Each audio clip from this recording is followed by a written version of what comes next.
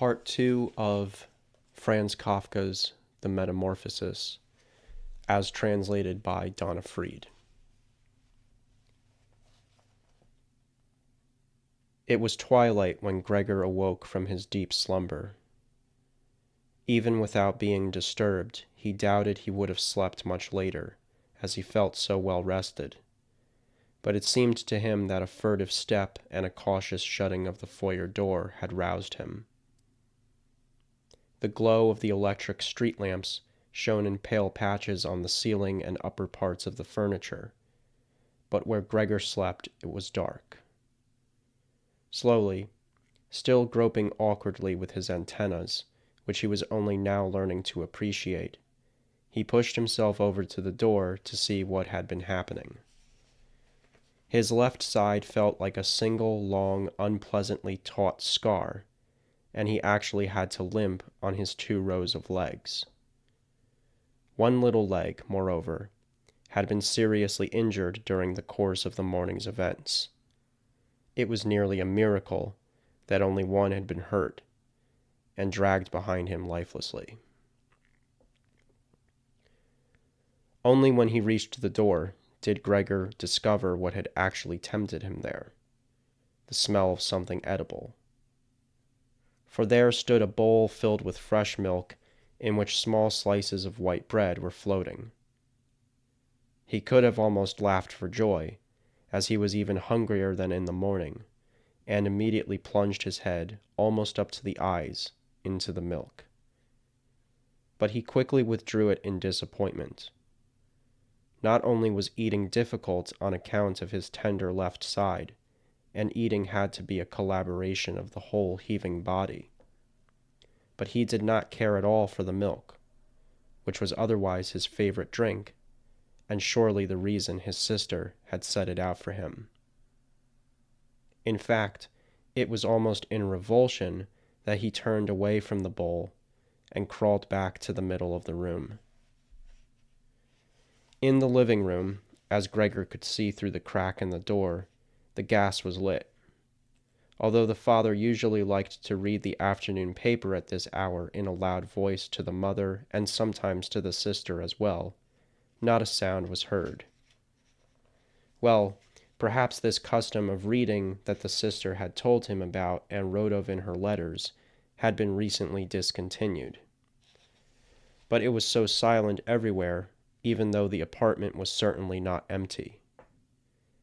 What a quiet life the family has led, Gregor said to himself, and felt, as he stared pointedly into the darkness, a great surge of pride that he had been able to provide his parents and his sister such a life, and in such a beautiful apartment. But what if all the tranquility, all the comfort, all the contentment were now to come to a horrifying end? So as not to dwell on such thoughts, Gregor started to move and began crawling up and down the room. Once during the long evening, one of the side doors and then the other was opened a small crack and quickly shut again.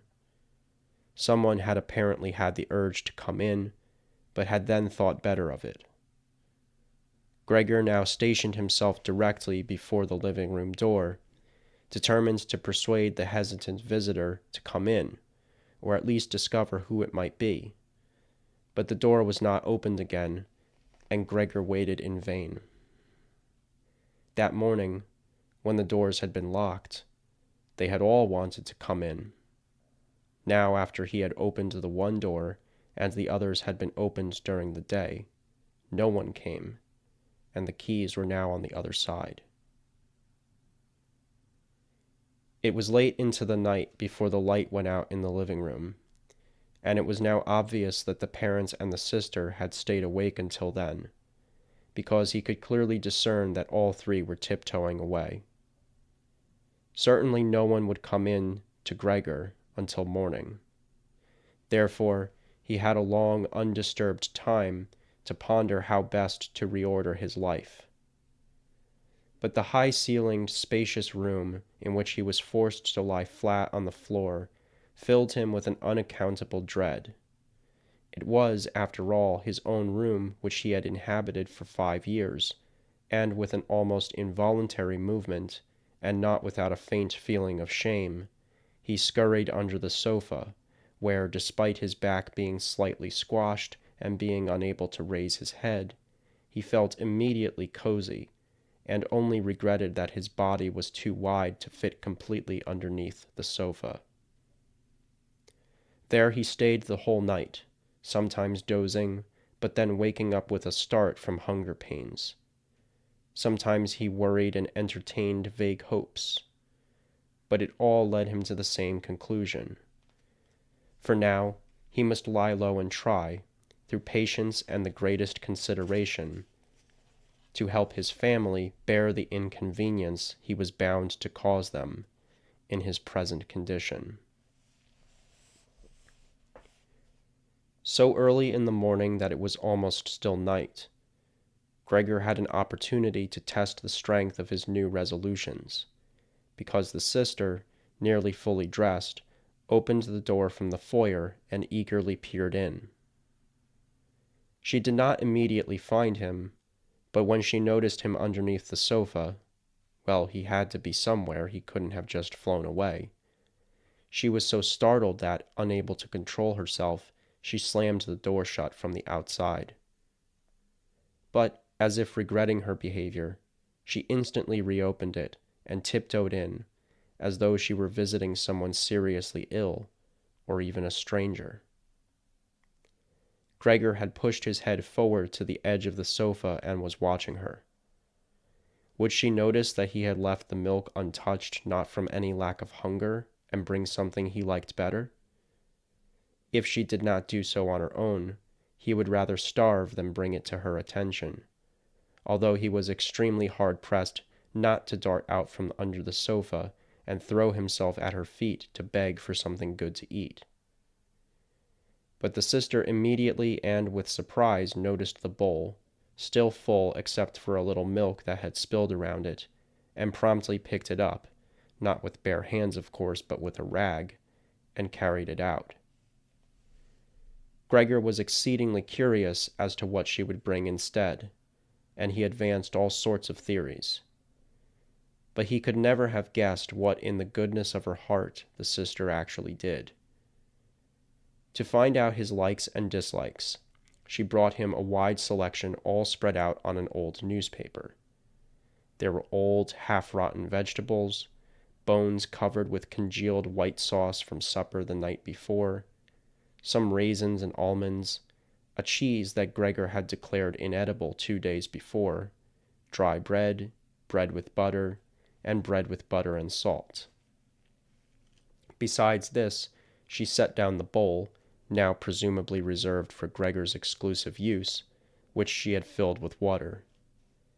And it was out of delicacy, knowing Gregor would not eat in her presence, that she hurriedly removed herself and even turned the key in the lock, to indicate to Gregor that he was free to indulge himself as comfortably as he pleased.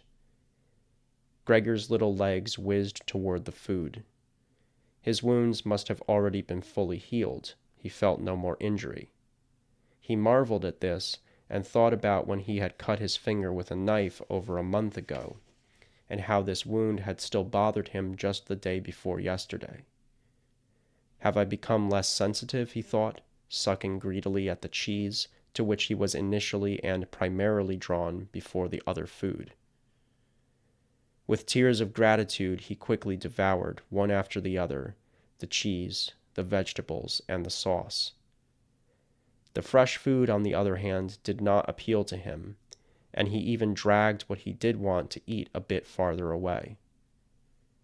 He had long finished with everything and lay drowsily on the same spot when the sister, to signify her return, slowly turned the key in the lock. This jerked him into action as he was dozing, and he rushed back under the sofa.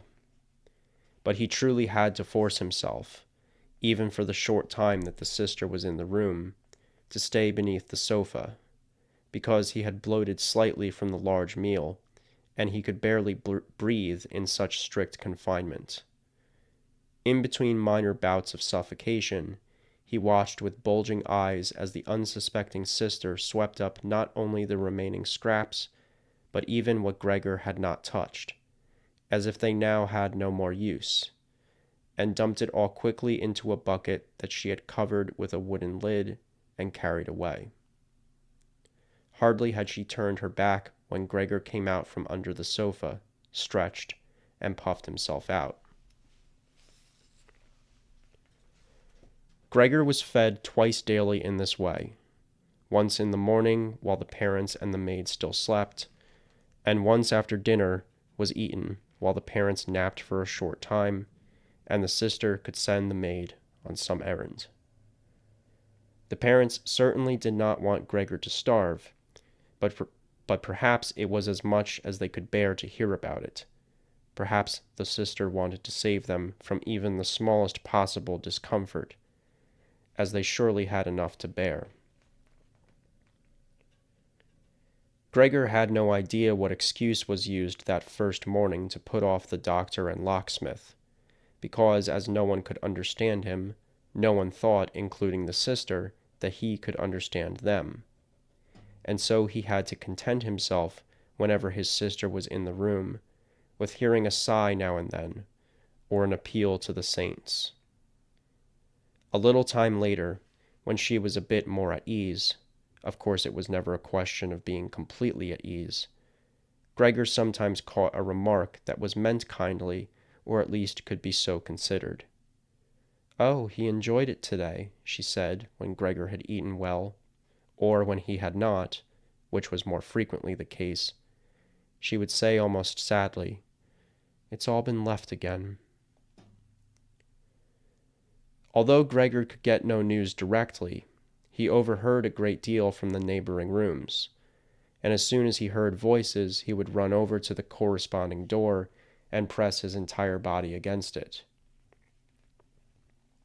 There was no conversation, especially early on, that did not concern him, even if only indirectly.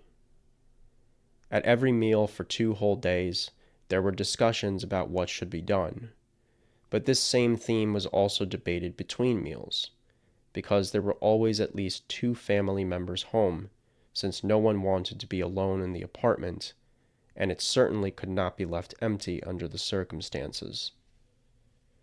Furthermore, on the very first day, the cook, it was not entirely clear what and how much she knew of the situation, begged the mother on her knees to be discharged immediately, and when she took her leave a quarter of an hour later, she was tearfully thankful for the dismissal, as if it were the greatest service they had ever conferred upon her, and with no prompting, swore a dreadful oath never to breathe to anyone a word of what had happened.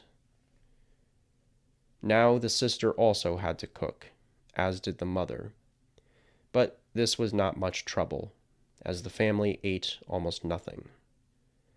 Again and again, Gregor heard one encouraging another in vain to eat, and receiving no answer but, "Thank you, I've had enough," or something very similar.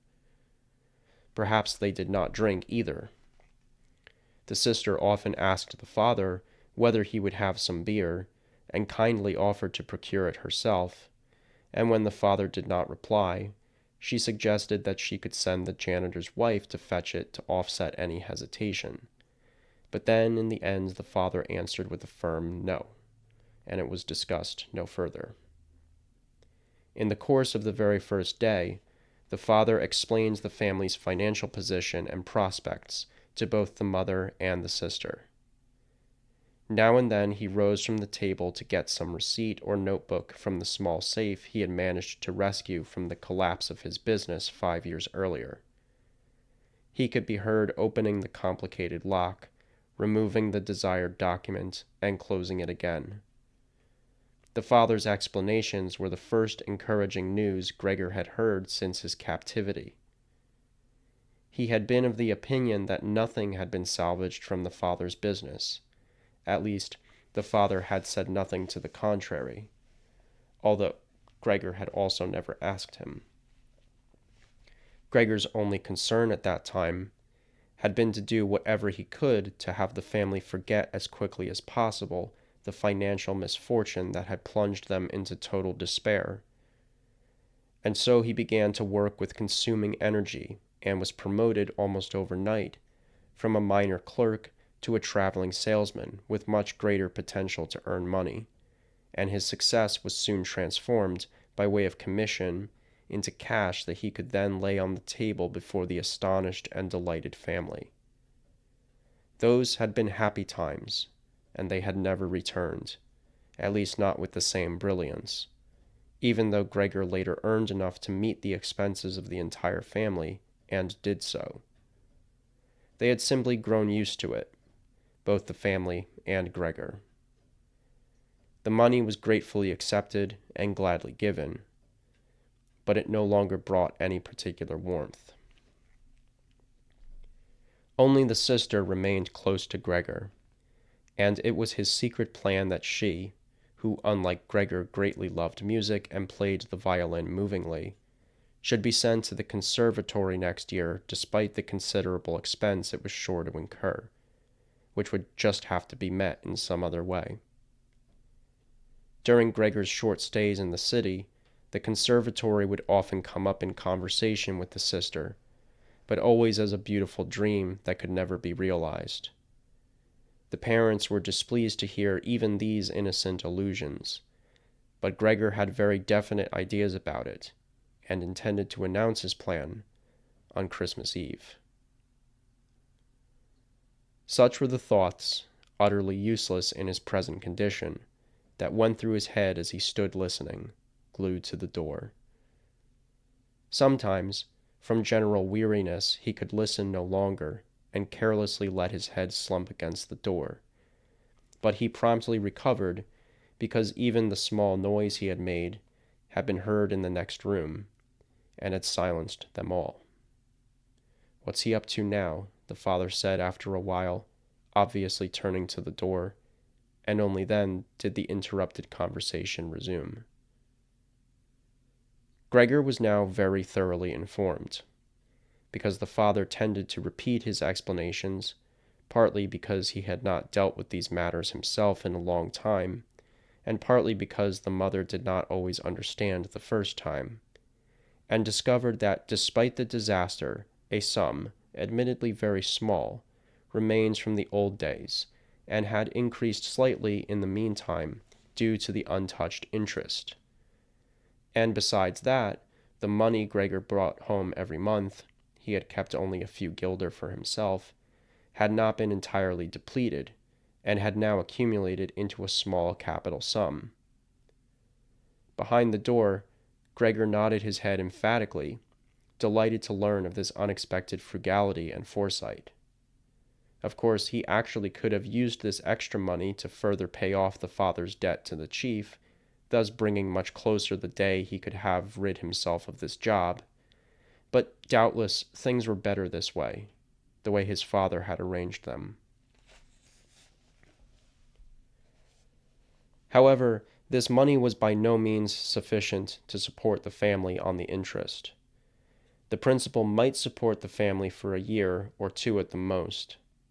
So it was just a sum that should not be touched, put aside for emergencies, and the money to live on would still need to be earned. Now the father was certainly healthy, but an old man who had not worked in 5 years, and could not be expected to do much. During these years, the first leisure time in his laborious albeit unsuccessful life, he had gained a lot of weight and become quite sluggish as a result. And how should the elderly mother earn a living, when she suffered from asthma, and even a walk through the apartment was trying, leaving her gasping for breath every other day on the sofa by an open window? And should the sister work, still a child of 17, whose life had been so pleasant until now, dressing nicely, sleeping late, helping with the housework, enjoying a few modest amusements, and above all playing the violin? At first, whenever the conversation turned to the need to earn money, Gregor let go of the door and threw himself onto the cool leather sofa nearby, he felt so flushed with shame and grief. He often lay there through the whole night, not sleeping a wink, just scrabbling on the leather for hours. Or, not shying from the great effort, he would push a chair over to the window, climb up to the sill, and lean, propped up on the chair, against the window panes, evidently in some vague remembrance of the freedom he had once found in gazing out. For actually he now saw things just a short distance away becoming dimmer each day. He could no longer make out the hospital opposite, whose sight he used to curse for having seen it all too often. And if he were not so certain that he lived on the quiet but decidedly urban Charlotte Street, he could have believed that he was gazing out the window at a barren wasteland where the ashen sky merged indistinguishably with the gray earth. The observant sister had needed to notice the chair standing by the window only twice. Whenever she straightened the room after that, she carefully replaced the chair at the window, and now even left the inner casements open. If only Gregor had been able to speak with the sister and thank her for everything she was obliged to do for him, he could have borne her ministrations more easily. As it was, they oppressed him. The sister certainly tried to lessen the general awkwardness of the situation as much as possible, and as time went by, she naturally succeeded more and more.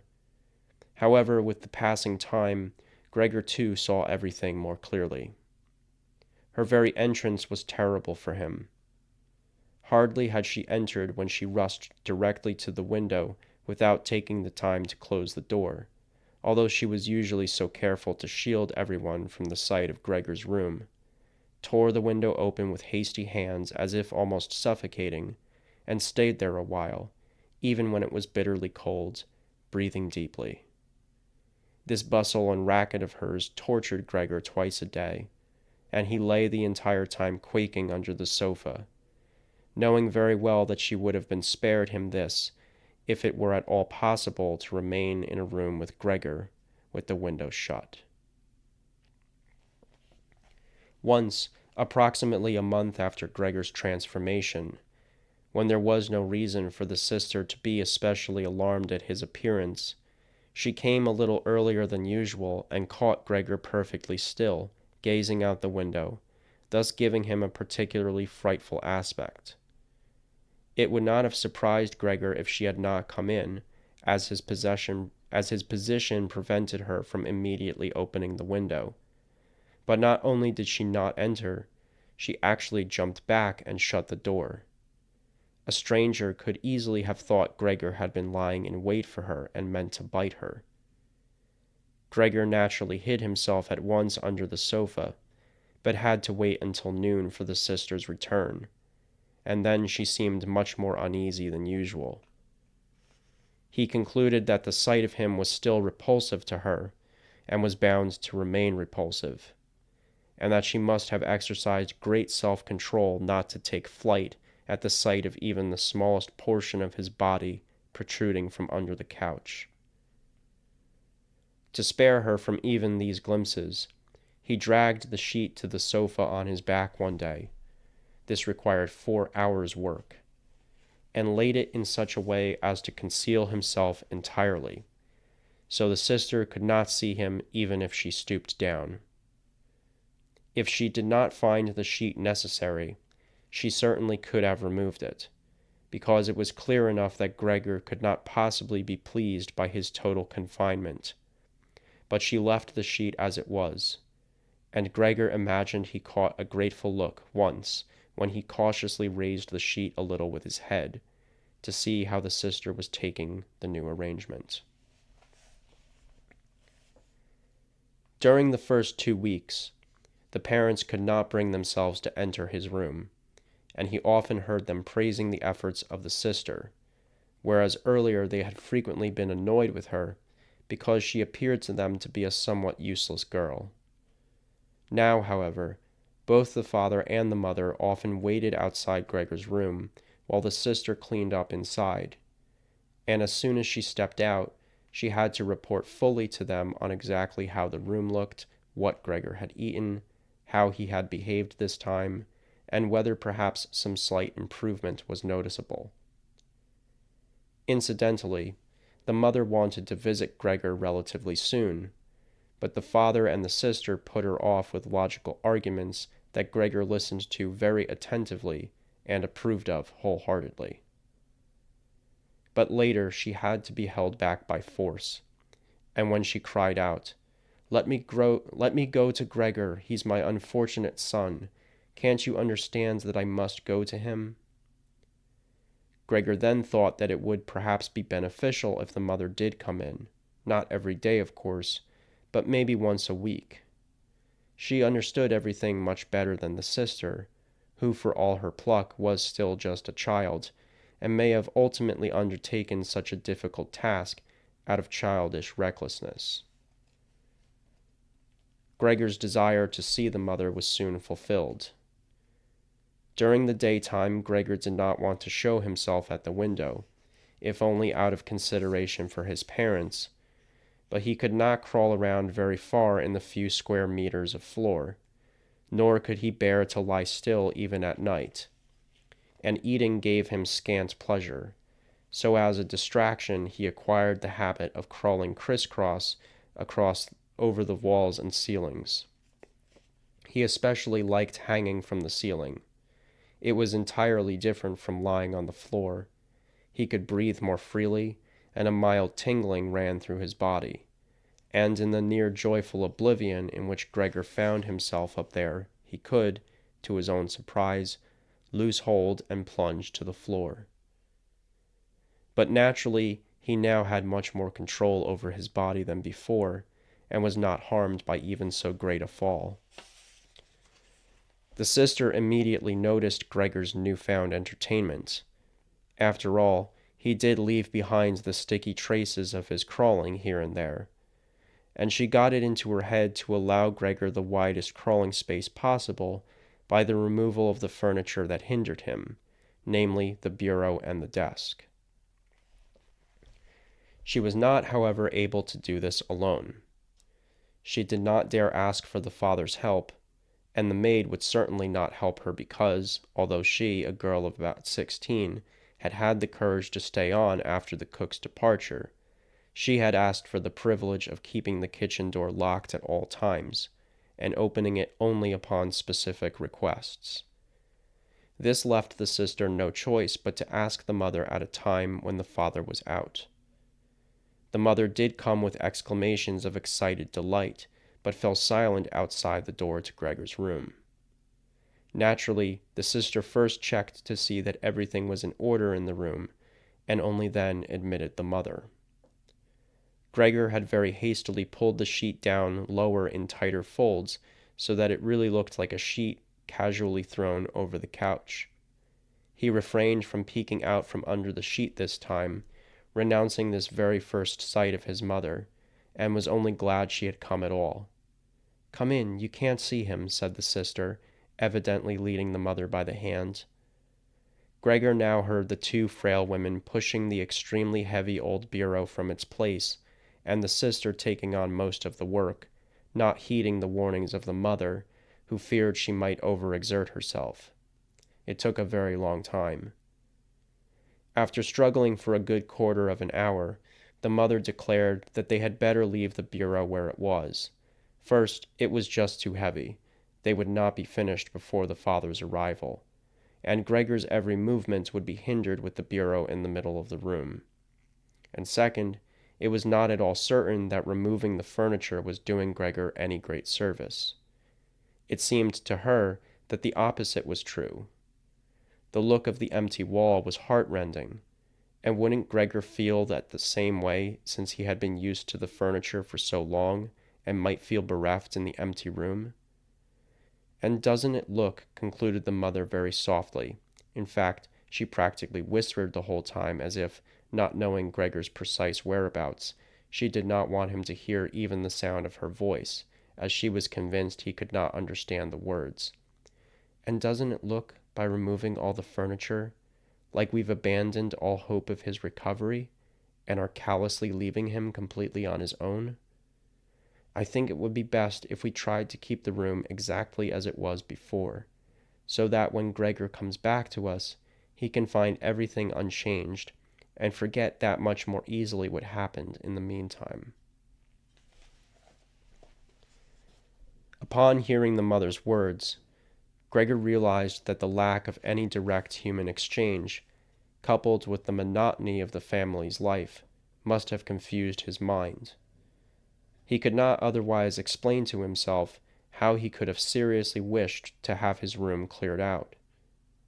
Did he really wish his warm room, comfortably furnished with old family heirlooms, to be transformed into a lair in which he would certainly be able to crawl freely in any direction, but at the price of rapidly and completely forgetting his human past?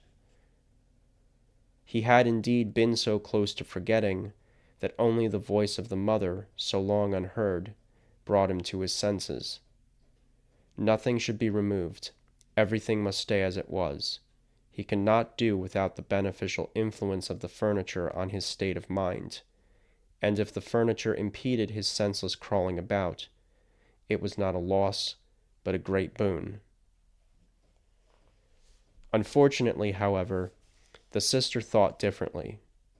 She had grown accustomed, not entirely without reason, to being especially expert in any discussion with her parents concerning Gregor, and so now the mother's advice was grounds enough for her to insist on removing not only the bureau and desk, as she had originally planned, but also the rest of the furniture, with the exception of the indispensable sofa.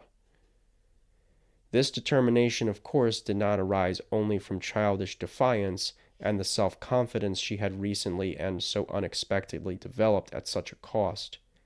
She had, in fact, observed that Gregor needed more room to crawl, and as far as one could see, he never used the furniture. Her determination may also have arisen from the romantic enthusiasm of girls her age that seeks expression at every opportunity, and tempted Greta to overplay the horror of Gregor's predicament in order that she might perform even more heroically on his behalf than previously. For in a room where Gregor alone ruled over the bare walls, no one other than Greta was likely to dare set foot. And so she refused to be shaken from her resolve by the mother, who seemed extremely anxious and unsure of herself in this room, and soon quieted and helped the sister, to the best of her abilities, to push the bureau aside.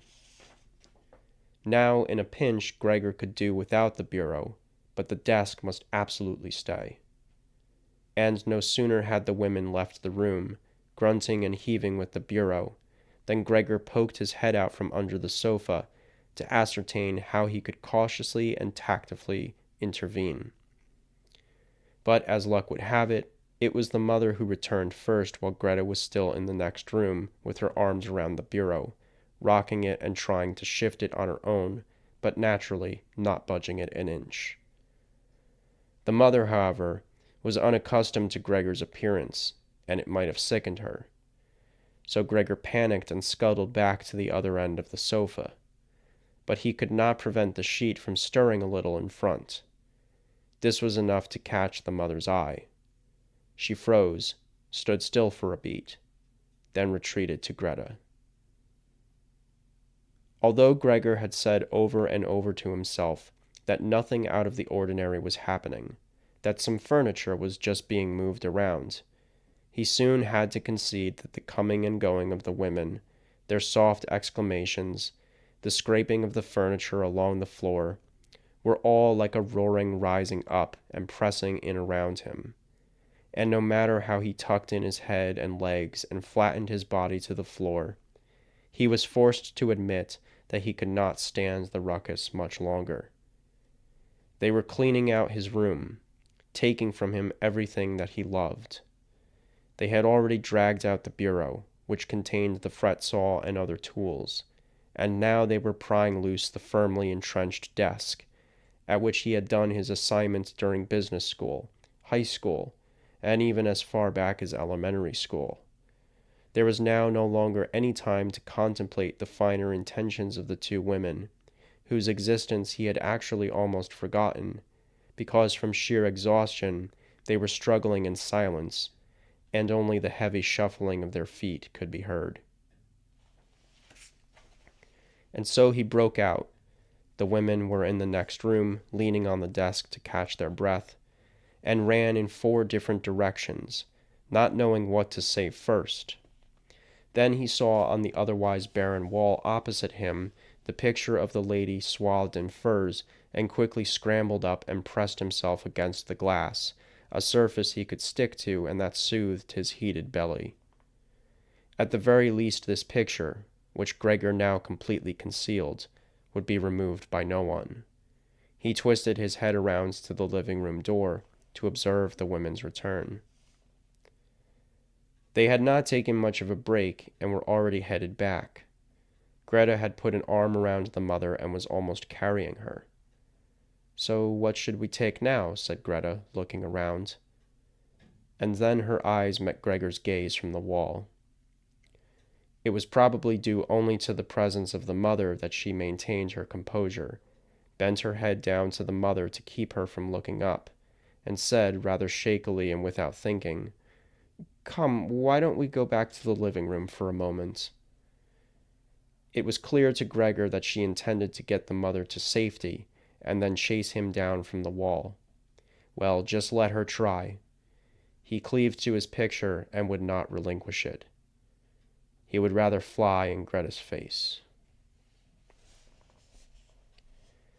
But Greta's words had quite unnerved the mother. She took a step to the side, took in the huge brown splotch on the flowered wallpaper, and, before realizing what she saw was actually Gregor, screamed in a loud, harsh voice, "Oh God! Oh God!" and collapsed, arms outflung in total abandon, onto the sofa, and did not move. "Gregor, you!" yelled the sister, glaring fiercely and raising her fist. These were her first direct words to him since the metamorphosis. She ran to the next room for some kind of aromatic spirits to revive the mother from her faint. Gregor wanted to help too. There was time enough to save the picture, but he was stuck fast to the glass and had to wrench himself free. Then he also ran into the next room, as if to offer advice as he used to, but had to stand idly behind her once there, while she was rummaging among the various bottles. She was freshly shocked when she turned around. One of the vials fell to the floor and shattered. A splinter of glass sliced Gregor's face, and a corrosive medicine splashed around him. Greta, without further delay, grabbed as many vials as she could hold, ran with them to her mother, and kicked shut the door. Gregor was now cut off from the mother, who might be near death because of him. He could not open the door for fear of frightening away the sister, who had to stay with the mother. There was nothing to do but wait, and plagued with worry and self-reproach, he began to crawl all over everything, walls, furniture, ceiling, and finally fell in despair, when the whole room was spinning, onto the middle of the large table. A little while passed. Gregor still lay prostrate and everything was quiet. Perhaps this was a good sign. Then the doorbell rang. The maid was naturally locked in the kitchen, so Greta had to answer it. It was the father. "What's happened?" were his first words. Greta's appearance must have told all. Greta answered in a muffled voice, her face obviously thrust against the father's chest. "Mother fainted, but she's better now. Gregor's broken out." "Just as I expected," said the father. "I keep telling you, but you women won't listen." It was clear to Gregor that the father had misinterpreted Greta's all too brief statement and assumed Gregor was guilty of some kind of violence. Gregor now had to try to placate the father, for he had neither the time nor the means for an explanation. And so Gregor flew to the door of his room, crouching against it, to show his father as soon as he came in from the foyer that he had every intention of returning at once to his room, and that it was not necessary to drive him back. If only someone would open the door, he would immediately disappear. But the father was in no mood to make such fine distinctions. "Ah!" he cried as soon as he entered, in a tone both furious and exultant. Gregor drew his head back from the door and raised it toward the father. He had not at all pictured his father like this as he was standing there now. Admittedly, he had been too preoccupied of late with his newly discovered crawling to concern himself about what was going on in the household, and he really should have prepared for some changes. And yet,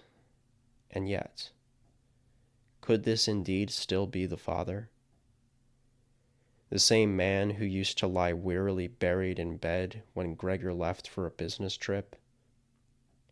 Who welcomed his return in the evening by merely raising his arms to show his joy, not being quite able to get up, and reclining in an armchair in his robe? Who, during the rare family walks a few Sundays a year and on the highest holidays, shuffled laboriously between Gregor and the mother, always moving a bit slower than their already slowed pace, bundled in his old overcoat and carefully plodding forward by meticulously placing his cane, and who, when he wanted to say something, nearly always stood still and gathered everyone around him. Now, however, he held himself erect, dressed in a tight blue uniform with gold buttons, like that of a bank messenger. His heavy double chin bulged over the high, stiff collar of his jacket. From under the bushy eyebrows, his alert black eyes flashed penetratingly. His previously disheveled white hair was combed flat, exactingly parted and gleaming. He tossed his cap, on which there was a gold monogram, very possibly a bank's, clear across the room in an arc and onto the sofa, and with his hands in his pockets and the tails of his long uniform jacket thrown back, he went after Gregor with a grimly set face. He probably did not know what he himself intended to do. Nevertheless, he lifted his feet unusually high, and Gregor was astonished at the gigantic size of his boot soles. But Gregor did not dwell on this. He had known from the very first day of his new life that the father considered only the strictest measures appropriate when dealing with him. And so he ran from the father, stopping only when the father stood still, and scurried away again as soon as the father moved. In this way they circled the room several times without anything decisive happening. In fact, they proceeded so slowly it did not look like a chase. With this in mind, Gregor kept to the floor for the moment, especially since he feared the father might view an escape to the walls or ceiling as a particularly malevolent act. At the same time, Gregor had to admit that he could not keep up with this running for long, because for every step the father took, Gregor had to execute a countless number of maneuvers. He was already short of breath, as his lungs had never been all that reliable in his previous life. He staggered along, his eyes barely open, trying to focus all his energy on running. In this daze he could not think of anything to do but run, and had already almost forgotten that the walls were available to him, although in this room they were blocked by elaborately carved furniture, thorny with points and notches. Suddenly something that had been lightly tossed almost hit him, but landed next to him and rolled in front of him. It was an apple, and a second instantly flew in his direction. Gregor froze in terror. Further running was useless, for the father was determined to bombard him. He had filled his pockets from the bowl on the sideboard and was now throwing apple after apple, taking no more than general momentary aim. These small red apples rolled around the floor as if electrified and collided with each other.